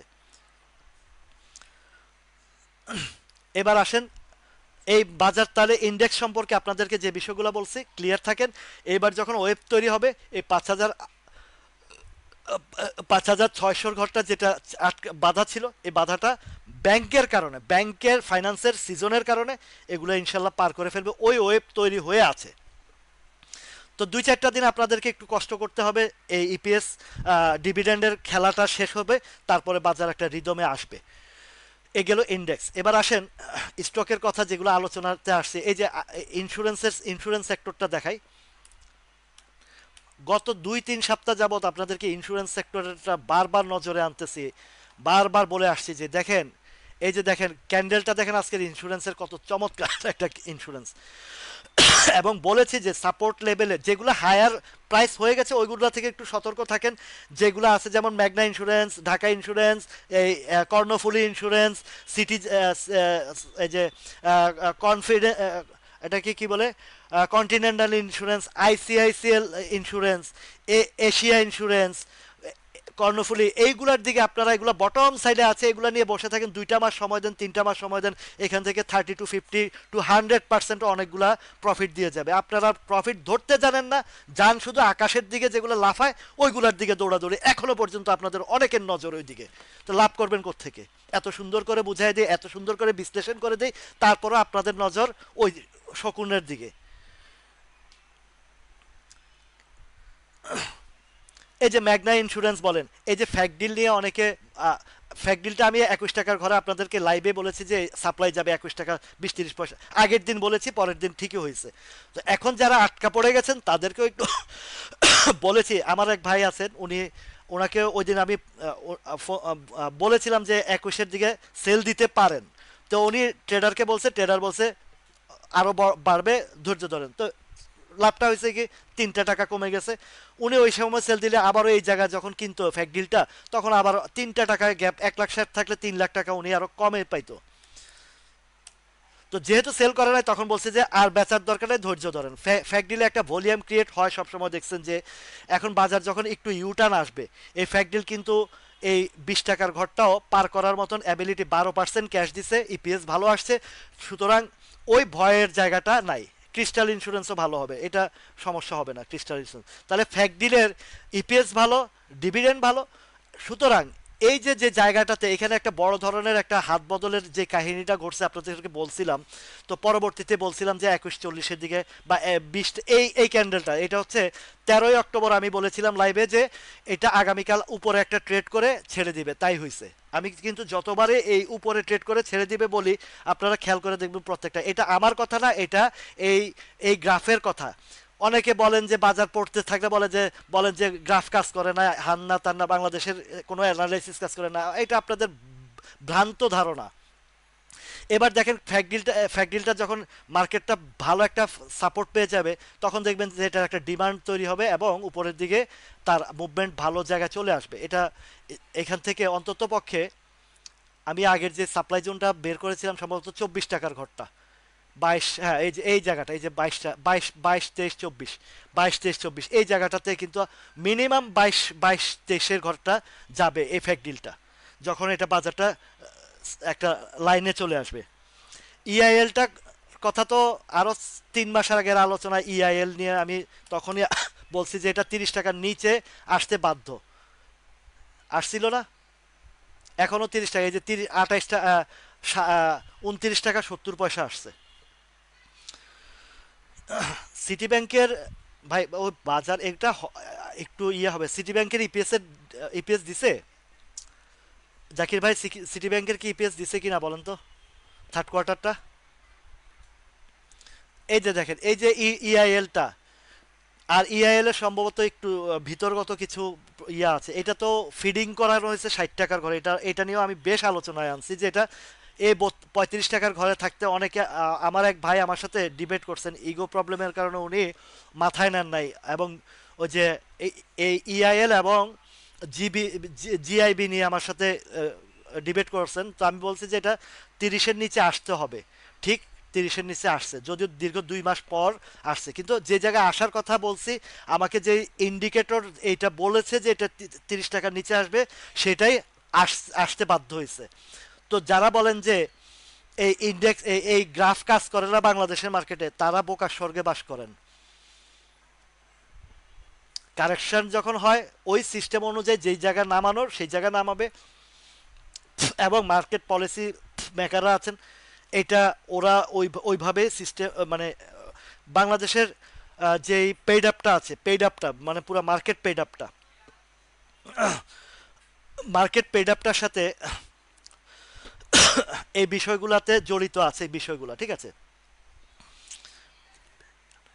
28 তারিখ দিবে, হ্যাঁ এই 27, 28, 29 পর্যন্ত এগুলার আসবে। তো ব্যাংকগুলার খারাপ আসলে কি হবে, যেগুলার একটু ব্যাংকের খারাপ আসবে সেগুলা কিছুদিন একটু সাইডওয়েজে থাকবে। ইপিএস টিপিএস যখন ভুলে যাবে, দেখবেন যে আপনি এই যে জিআইবি টিআইবি, এই 5টা ব্যাংক খারাপ ছিল না, নামাইতে নামাইতে তো একদম 1 টাকার ঘরে আনছে, সেখান থেকে 5-7 দিন হল্ট দিছে না। বাজার যখন ফেভারে থাকে, বাজার যখন ফেভারে থাকে, ওই যে বন্ধ কোম্পানি সবগুলাতে পালে হাওয়া লাগে, এইগুলা মাথায় রাখেন। এখন এই যে ইআইএলটার কথা বলছি, যেখানে গ্রাফের হিসাব বুঝিয়ে দিছি যে এটা 2 মাস আগে 3 মাস আগে বলছি যে 30 টাকার নিচে নামবে, আজকে 2 মাস পরে সে 30 টাকার জায়গাটাতে নাইমা দেখায় দিছে যে আই অ্যাম অলওয়েজ রাইট। এই গ্রাফ বলে দিয়েছে যে I am always right, but you are wrong. এই গ্রাফ বলে দিয়েছে, সাপোর্ট জোন বলে দিয়েছে যে আমার সাপোর্ট, আর সাপ্লাই জোন বলে দিয়েছে আমার সাপ্লাই। আবার সাপ্লাই পার করে সাপ্লাই সাপোর্ট নিয়ে আপনাদেরকে 3-4 বার আমি লাইভে বলে আসছি। লঙ্কা বাংলার ইপিএস তো খারাপ দেখাইছে, এটা তো অলরেডি খারাপ দেখাইছে। এখন তাদের খারাপ দেখানোর পরে এখন যদি তারা কিছুটা রিকভারি, যেহেতু আপনারা ফলো করে দেখবেন যে এইবারের যে বিষয়টা এই ফাইন্যান্স সেক্টরের বিষয়টা, আমি যেগুলা ডিক্লারেশন দিয়ে ফেলেছে তার মধ্যে দেখলাম যে কয়েকটা বেশ বেশ ভালো ডিক্লারেশন দিয়েছে, মানে ইপিএস ভালো গেইন করেছে। আইপিডিসির মারাত্মক গেইন করেছে, ইসলামী ফাইন্যান্সটা। আমি নিজে অবাক হয়ে গেছি যে 8 টাকা মাইনাস ইপিএস সেকেন্ড কোয়ার্টারে, 1 টাকা কত পয়সায় আনছে। আবার থার্ড কোয়ার্টারে 5 টাকা মাইনাস ইপিএস রে অনলি 86 পয়সায় আনছে। আমি তো অবাক হয়ে গেছি যে ভাই এই এত এত বড় রিকভারিটা করে ফেলছে এই অল্প সময়ের ভিতরে ফাইন্যান্স সেক্টরের। তার মানে ফাইন্যান্সের যেরকম ম্যাসিভ ডিজাস্টার করছে, আবার এই ফাইন্যান্স সেক্টর দিয়ে বাজারকেও মানে বড় ধরনের একটা প্লে রোল করাবে। এটা সিমটম, এটা সিগন্যাল দিচ্ছে। তবে যেগুলো একদম অস্তিত্বহীন, যেগুলো একদম অস্তিত্বহীন,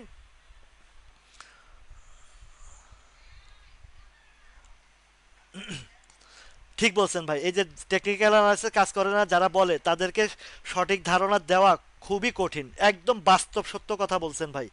আমার আজকে 3 মাস 6 মাস যাবত মুখ দিয়ে ফেনা বাইর হয়ে গেছে, গলা কাশি হয়ে গেছে। এত কিছুর পরেও দেখি যে আসলেই দুঃখের বিষয়, আসলেই দুঃখের বিষয়। ওই যে আইটেম বলে, শুধু আইটেম বলে একদম। কামাল ভাই চমৎকার একটা কমেন্ট করছেন, আপনাকে আমি অন্তরের অন্তঃস্থল থেকে ভালোবাসা এবং ধন্যবাদ জানাই এই যে কমেন্টটা করেছেন। আমি যত রকমের চেষ্টাই করছি, তো যারা বুঝছেন বুঝছেন, না বুঝলে কিছু করার নাই। ওই যে বুঝলে বুঝ পাতা, না বুঝলে তেজ পাতা, ওই রকম আর কি ঘটনা। শিক্ষার জায়গাতে যদি যতদিন পর্যন্ত আপনারা না আসতে পারবেন এবং না বুঝতে পারবেন, মার্কেট ডেপথ সম্পর্কে না বুঝতে পারবেন, ততদিন এইভাবে লুজার লুজার লুজার লুজার হতেই থাকবেন। বাড়ি দিবে, পাতলা পায়খানা ছুটবে, আবার আপ হইলে আবার ঝাঁপায়া পড়বেন। এটা হচ্ছে মানে, এখানে অনেক টেকনিক্যাল ভাইরা আছেন আমার জানা মতে, অত্যন্ত অত্যন্ত উপকারী মানুষের জন্য কাজ করেন। আমি একজনের নামও বলছি, রাহুল সির নাম বলছি, ওনার প্রোফাইলের নাম। তারপরে মৃদুমন, উনি কোনো টেকনিক্যাল অ্যানালাইসিস করে না, কিন্তু বাজার সম্পর্কে ভালো ভালো ধারণা দেয়, মৃদুমন। তারপরে আরেকজন আছে নয়ন, এই নয়নও ভালো ভালো মানুষের সেবার জন্য কথা বলে। তারপরে রাজীব নামের একটা ছেলে আছে, এই কয়েকজন, আমার বেশ কয়েকজন, এদের আমি দেখি যে মানে আরো বহু বছর থেকে দেখি মোটামুটি ভালো মানুষকে। এই যে খানবাদাস নিয়ে রাহুল সি সতর্ক করছে, খানবাদাস নিয়ে রাহুল সির আগে আমি নিজে সতর্ক করেছি। এই সিপাল নিয়ে 53 লেভেলে আমি সতর্ক করেছি, রাহুল সি সতর্ক করেছে। আমি যখন সতর্ক করলাম, তখন রাহুল সি গ্রাফ একে বুঝিয়ে দিয়েছে যে খান ব্রাদার্স এবং এই সিপালের থেকে সাবধান থাকেন। বিচেসারির বিষয়টাও আমি কিছুটা বলেছি যে যদি যদি 42-এর নিচে 40-এর নিচে নামে, তাহলে কিন্তু এর বিপদ আছে। এখনো বলছি যে সিপালের ব্যাপারটা এখনো বলছি আপনাদেরকে। আনোয়ার গ্যালভানাইজিং 84-85 থেকেও আমি সতর্ক করছি না যে এইটা যে 600 টাকার গেম করে আসছে। এবং কি এই যে সোনারগাঁ টেক্সটাইল, এই সোনারগাঁ টেক্সটাইল ফেব্রুয়ারিতে গেম করছে 3 গুণ, সেটা থেকেও সতর্ক করছি। এসপিসিএল থেকে এসপি সিরামিক থেকে সতর্ক করেছি। তারপরে এটা কি জানি, কেপিপি মানে খুলনা প্রিন্টিং থেকে সতর্ক করেছি। তারপরে এই যে কেপিপি, তারপরে হচ্ছে এসালম থেকে সতর্ক করেছি। এগুলা ফেব্রুয়ারি মাসে দ্বিগুণ তিনগুণ প্লে করছে। বারবার সতর্ক করার পরেও আপনারা দেখছি যে অনেকেই ওইগুলার ভিতরে ঝাঁপায়া পড়ছেন, লোজার হয়েছেন, এখন অ্যানালাইসিস চান। তাহলে আপনারা সতর্ক করার পরেও কেন ওই দিকে পা দেন? তাহলে এটা তো দোষ তো আপনি আমাকে গালি দেন কেন, রাহুল সিকে গালি দেন কেন, যারা টেকনিক্যালি বুঝায় দেয় তাদেরকে কেন গালি দেন? আপনারা নিজে দোষ করেন। ওই যে দোষ, যারা যারা নিজে অন্যায় করে, সে চেষ্টা করে যে এই অন্যায়টা কার ঘাড়ে চাপায়া দেওয়া যায়। এই মন মানসিকতার লোকজন এখানে অভাব নাই, বুঝছেন? আমরা কষ্ট করি আপনাদের জন্য, আর অথচ আপনারাই যখন বাজার চাপ দেয়, আপনারাই আমাদেরকে গালি দেন, এই কষ্টের জায়গায় গালি দেন। আর বাজার যখন ফেভারে ছিল, আপনারা, আমার যারা পুরানা আছেন, যারা আমার সাথে ছিলেন, তারা বেশ আনন্দ পাইছেন এবং আমাকে মনে প্রাণে ভালোবাসা দিচ্ছেন। এমনকি প্রফিট করে আমাকে আহ, এই যে দিচ্ছে। আমি তো ফ্রি অফ কস্ট আপনাদেরকে শিখাচ্ছি, আপনাদের কাছ থেকে তো কারোর থেকে টাকা পয়সা নিয়ে শিখাচ্ছি না। সেই জায়গাতে আপনারাও আনন্দ উৎফুল্লের সাথে ব্যবসা করছেন, কিন্তু আপনাদের পলিসি ভুলের কারণে আপনারা লাভের টাকা শুদ্ধা আবার নিয়ে বালতি ভরছেন, বালতি ভরা এখন চাপ খায়া নিচে পড়ে আছেন। যেটা আমি বারবার সতর্ক করছি, প্রফিট করছেন, 2 টাকা পাইছেন, 2 টাকা পকেটে ঢুকান, এটা শুরু থেকে বলে আসছি। কিন্তু ওই জায়গাতে আপনারা অনেকে ভুল ভুল কাজটা করে ধরা খেয়ে এখন মন খারাপ করতেছেন। তারপরও আমি এই বিপদ মুহূর্তে, বাজারের পতন মুহূর্তে আপনাদেরকে অনেকবার সান্ত্বনা দিয়ে ধরে রাখছি। যারা ধরে আছেন তারা দেখেন আজকে 3-4 দিনে কতটা আপনার পোর্টফোলিওর স্বাস্থ্য বাড়ছে, আর যারা ধরেন নাই তারা তো খাইছেন বাস। এটা আপনাদের নিজেদের জন্যই খাইছেন। আইসিআইসিএল এর খেলা শুরু না মাত্র, এটার প্লেয়ার রান হচ্ছে।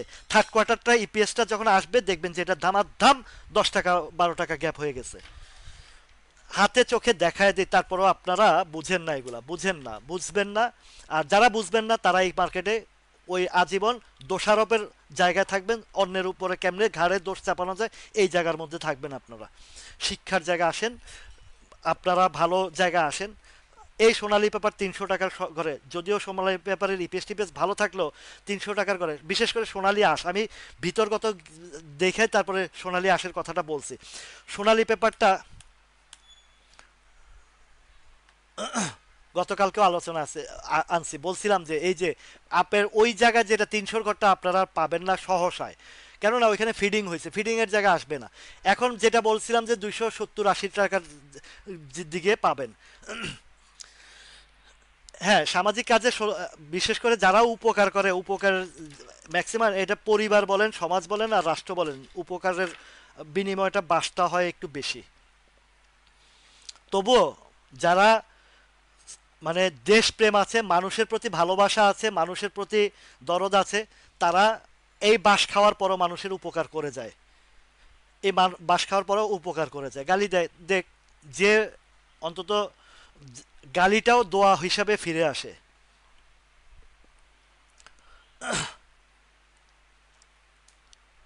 রাইট, ঠিক বলছেন। যারা শেয়ার বাজারকে যারা জুয়া জুয়া বলে তারাই একদম খাঁটি কথা বলছেন ভাই। আমরা শেয়ার কিনি, লাভের সময় লাভ নেই, আর যখন দেখি যে ফান্ডামেন্টাল স্ট্রং আছে, চাপ পড়ছে, 2 বছর 3 বছর ধরে রাখি, কারণ আমি জানি যে এটা আমার একদিন কথা বলবেই। আমরা হতাশ হই না। 20-21 সালের শেয়ারও আমার কাছে আছে, এগুলা নিয়ে হতাশার কিছু নাই। সময় আসবে এগুলো আবার ওই যে 10 গুণ 12 গুণ প্রফিট দেওয়ার মতন জায়গায় চলে যাবে। আমরা জানি এগুলার হিসাব কোন জায়গায়। আগে আপনাদের মতন ধৈর্য ছিল না দেখে কোটি কোটি টাকা হাতের থেকে চোখের সামনে থেকে চলে গেছে। অনেকগুলা স্টকের বিশ্লেষণ করেও দেখাইছি। এই এই এই বিকন ফার্মা আমার 14 টাকা 70 পয়সা করে কোয়ান্টিটি শেয়ার ছিল। তারপরও আমি 5-6 মাস পরে 14 টাকা 70 পয়সার জায়গার থেকে 20 টাকা বেচার পরে, 15 সালে কিনছি, 16 সালের ফেব্রুয়ারিতে 20 টাকা বেচছি। এই 16 সাল 17 সাল 18 সাল 19 সাল পর্যন্ত এই 20 18 19 20-এর মধ্যে ঘুরছে। আর 19 সালের পরে আমি তো 16 সালে বেচছি। এই 5টা বছর যদি অপেক্ষা করতাম, আমার কাছে অন্তত 4 থেকে 5 কোটি টাকা শুধু এই বিকন ফার্মাতে আমাকে প্রফিট দিত। তো 5 বছর অপেক্ষা করে যদি আমি এই 80-90 হাজার বা 1 লাখ শেয়ারে যদি আমি 5 কোটি টাকা 4 কোটি টাকা প্রফিট করতে পারি, আমার 50 বছরের খায়া শেষ করতে পারতাম। এই লাফালাফি করতে গিয়া আমার ওই 15-16 সালের মতন এখনকার যে জ্ঞানটা, এই জ্ঞানটা যদি আজকে 15-16 সালের সময় থাকতো, তাহলে আমার কাছ থেকে কি এই শেয়ার তারা হাতায় নিতে পারতো? জীবনেও পারতো না। আমি সেল করতাম না। 5 বছর লাগে, 5 বছর পরে আমি নিব। আমার কাছে ওই ধরনের আইটেম এখনো আছে যে আগামী 2-4-5 বছর পরে হলেও এই ধরনের লাভ দিতে বাধ্য হবে। এখন তো আমার কলিজা শক্ত হয়ে গেছে, এখন আমার সেই জায়গা, আমার ক্ষমতার জায়গা চলে আসছি আমি। শিখতে শিখতে আসছি, লাফাইতে লাফাইতে না, অন্যের উপরে নির্ভর হইতে হইতে আসি না এই পর্যন্ত। নিজে ঠেকছি যেখানে, শিখছি সেখানে, ঠেকছি যেখানে, শিখছি সেখানে। শিখতে শিখতে আজকে কংক্রিট হয়েছি।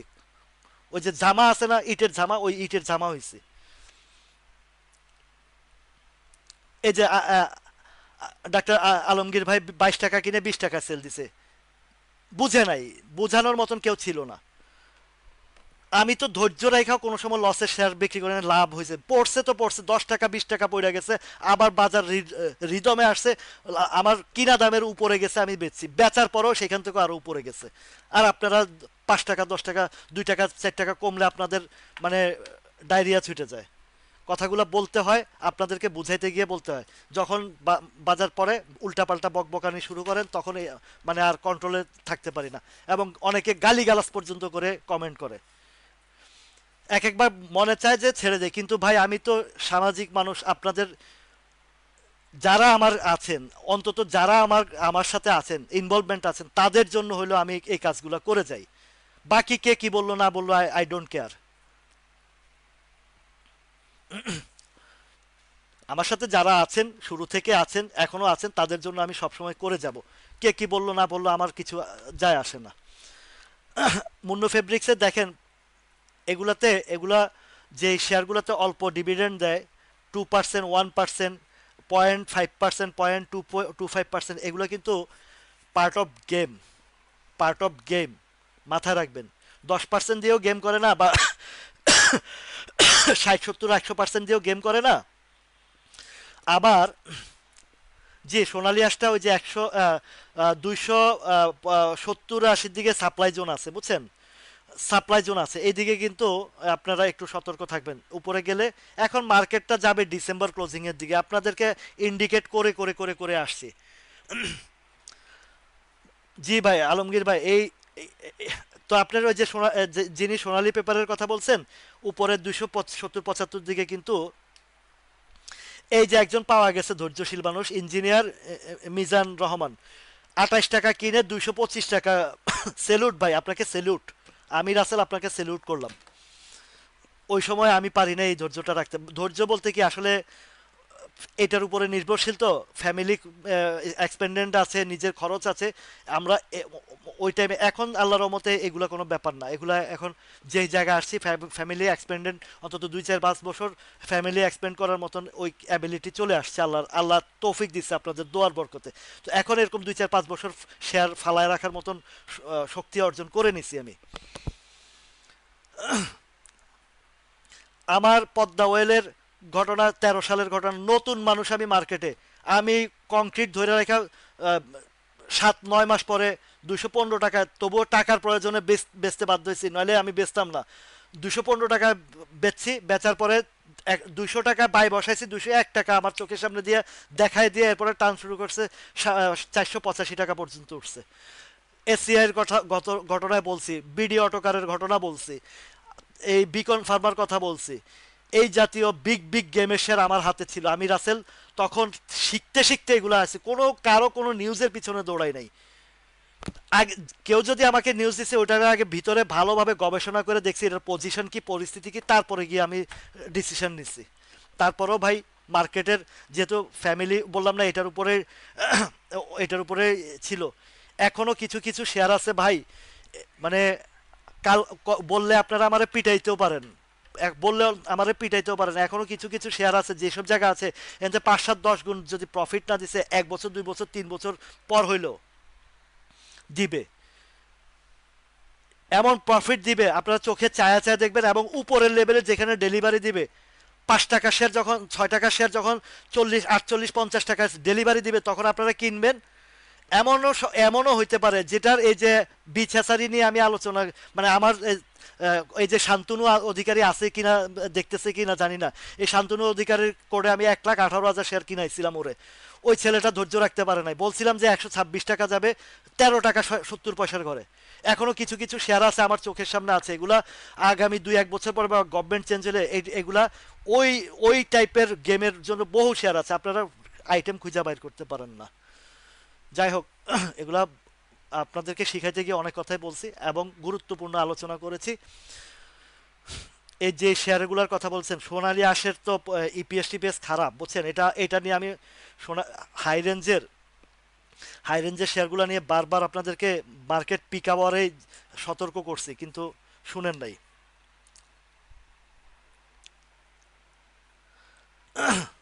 জি, উনি তো খুব হাই লেভেলের একজন টেকনিক্যাল অ্যানালিস্ট, এই যে মোস্তফাইজুর রহমান ভাই, আপনি ঠিক বলছেন। ওইগুলো আমরা উনিও, আমি ওনাকে গুরু মানি। উনি ওনার যেই হাইপোথেটিক যেই টেকনিক্যাল অ্যানালাইসিস, এগুলো সবাই বুঝবে না এই বাজারে, সবাই বুঝবে না এই বাজারে। ওই ওনার মতন চিন্তা ভাবনা বা ওনার মতন বুঝার জ্ঞান এই বাজারের, এই আমরা ক্ষুদ্র বিনিয়োগকারী যারা আছেন এখানে, ওনার ওই থিম ধরার অনেক টাফ ব্যাপার এগুলা।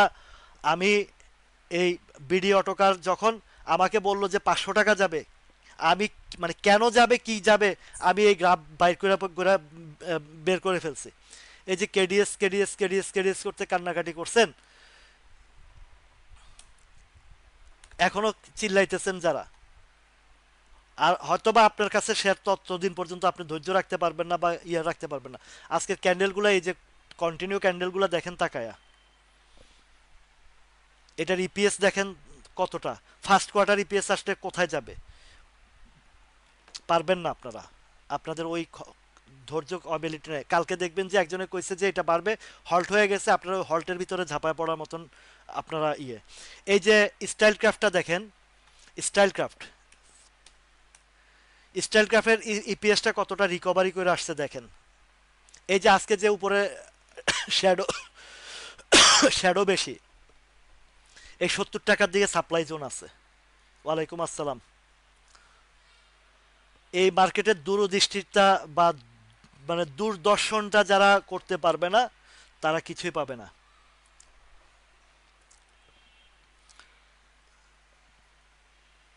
এই স্টাইল ক্রাফটার ইপিএস অনেকটা রিকভারি হয়ে আসছে। রিকভারি হয়ে আসছে। আপনার এই স্টাইল ক্রাফটটা ও থার্ড কোয়ার্টার দিছে না, ফাইনাল কোয়ার্টারে ডিভিডেন্ড যদি দিয়ে ফেলে তাহলে কিন্তু ইনশাল্লাহ আল্লাহর রহমতে এই জায়গাটাও পার করে ফেলবে। এটা লো পেড আপের মধ্যে। আর যদি পার করে এটা কিন্তু ভালো একটা রান করবে, মাথায় রাখেন এই স্টাইল ক্রাফটটা। 88 ঘরটাও পার করবে যখন ডিভিডেন্ড দিবে। এবার আসেন 88 ঘর যদি পার করে, তার আর উপরে কোথায় সাপ্লাই আছে? 105 টাকার ঘর। 105 টাকার ঘরে, 1 টাকা 2 টাকা 5 টাকা ঘরে লম্বা বিশাল supply zone. Style craft, AIL. ওই যে একজনে মানে আমার পিকনিক গ্রুপে মাথা মোটা মানুষ, মানে বয়স হয়েছে, বিয়ে করে নাই, ওরে বিয়ে করামো আমি।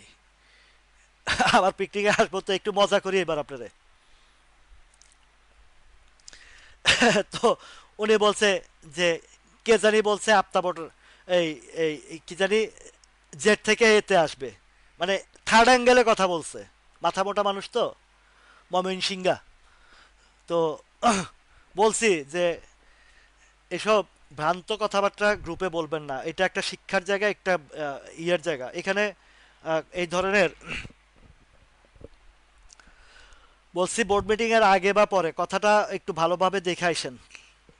বোর্ড মিটিং এর আগে বা পরে, এবং বাজার চাপ পড়ছে, নামছে, সমস্যা নাই, আবারও যাবে 75-80 ঘরে যাবে।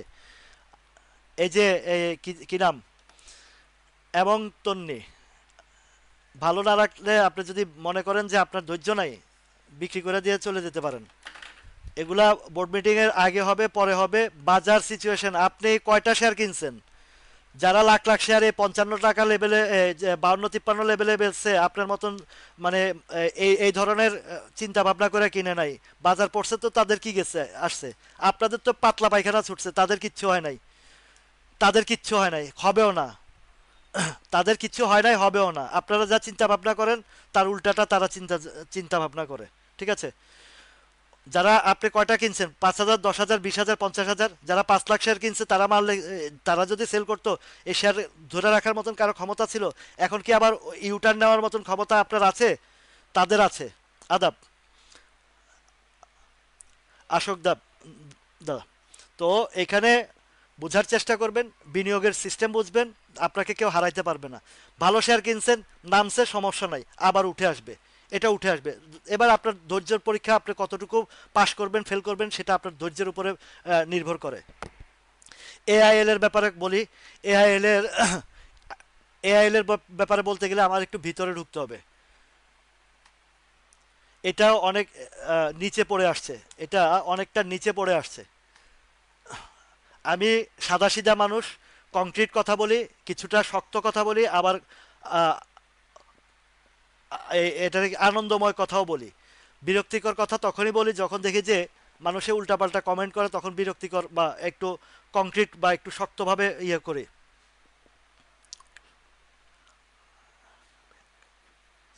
এই যে আহমেদ রাজু ভাই, আপনাকে বলছি, আপনি যে নিউজটা করছে, এটা নিউজটা করছে একটা সম্ভবত ডেলি স্টার পত্রিকা না জানি কোন একটা ইংলিশ পত্রিকায়।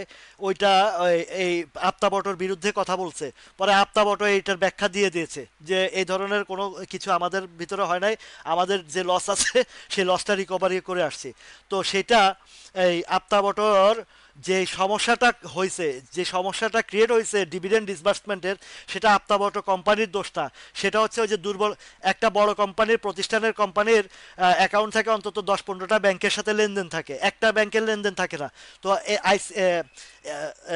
এসআইবিএল এর সাথে আপ্তাবটের লেনদেন ছিল। এসআইবিএল এ তাদের ডিভিডেন্ডটা ডিসবার্সমেন্ট করতে পারে নাই দেখে এই একটা পেন্ডিং ছিল, ওইটা অলরেডি হয়ে গেছে যতটুকু আমার আহ, আহ, তথ্য পেয়েছি, হয়ে গেছে। ডিসবার্সমেন্টের ডিক্লারেশনটা হয়তো একসাথে দিবে, ইপিএস এর ডিক্লারেশন, তারপরে বোনাসের ডিক্লারেশন, এবং আপনার এই যে এই ইয়ার যেটা এটারে কি বলে, আপনার এই যে এই ডিভিডেন্ড ডিসবার্সমেন্টের ডিক্লারেশন, এই সব ডিক্লারেশন একসাথে চলে আসবে। এটাও এতটুকু পর্যন্ত আহ, তথ্য পেয়েছি যে তারা সম্ভবত 5% ক্যাশ ডিক্লারেশন করবে আপ্তাবটো। ঠিক আছে, আর কি জানতে চান বলেন?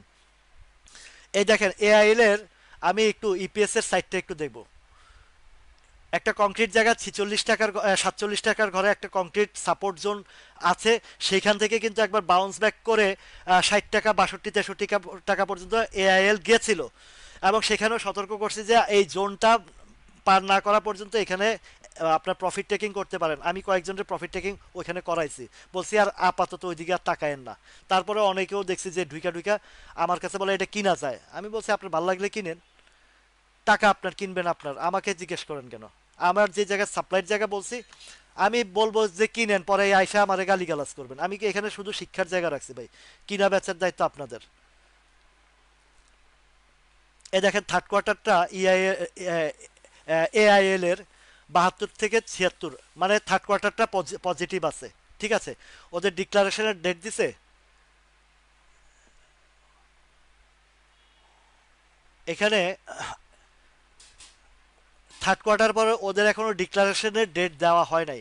আচ্ছা, ইপিএস দিয়ে এখানে কিছু লেখালেখি আছে, এত পড়ার সময় নাই, আপনারা পড়ে দেখবেন এখানে এআইএল এর বিষয়টা কি লিখছে। এখন যেহেতু থার্ড কোয়ার্টারটা কিছুটা পজিটিভ থাকলেও ফাইনালে গিয়ে যে কি করবে বা কি দিচ্ছে, গত বছর কি দিছিল এটা এআইএল এর, গত বছর 10% ক্যাশ দিছে।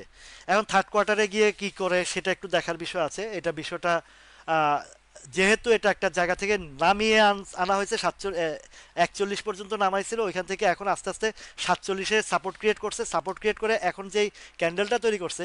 আমি এবার টেকনিক্যালি বিষয়টা এআইএল এর বলে দিই, বাকিটা আপনারা ওই ডিক্লারেশনে কি আসবে না আসবে আসলে আমি অতটা ডিপলি তথ্য আমার কাছে নাই। আজকের ক্যান্ডেল যেটা বলে এটা এটা আগামীকালকে 52-53-র দিকে সাপ্লাই আছে, 52-53-র দিকে সাপ্লাই আছে, বিশেষ করে 53-র দিকে বেশ সাপ্লাই আছে। এখন যদি এইটাকে আমি ফলো করি, এই যে 20শে আগস্টের যে ক্যান্ডেলটাকে ফলো করি, এবং যে চিত্র আছে এখানে আগামীকালকে সেল আসবে, আগামীকালকে সেল আসবে, এটাকে কভার করতে পারে কতটুকু কি পারে সেটা একটা বিষয় আছে। এবং ডিক্লারেশন কি দিবে না দিবে সেটা হচ্ছে ইম্পর্টেন্ট বিষয়, হচ্ছে সাপ্লাই জোনটা। ঠিক আছে, এই সাপ্লাই জোনটা হচ্ছে ওই ডিক্লারেশনের চেয়েও ইম্পর্টেন্ট বিষয়।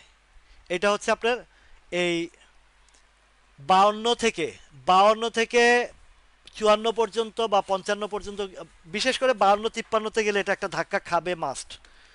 এই এআইএলটা এবার সিদ্ধান্ত নেওয়া না নেওয়া, কিনা বেচা সব আপনাদের উপরে। একমিপিএল,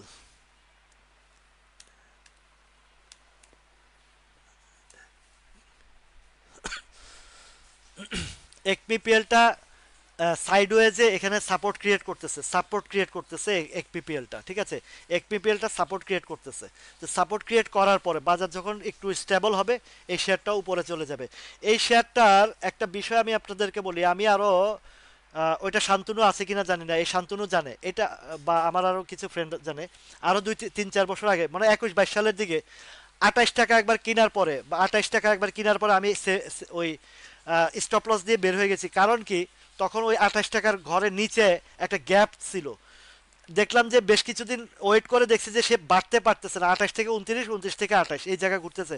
তখন কিন্তু শো করছিল এটা 50 বা মানে অনেক উপরে শো করছিল। আপনাদেরকে একটু প্রিভিয়াসে নিয়ে গেলে তাহলে আপনাদেরকে বুঝাইতে সুবিধা হবে।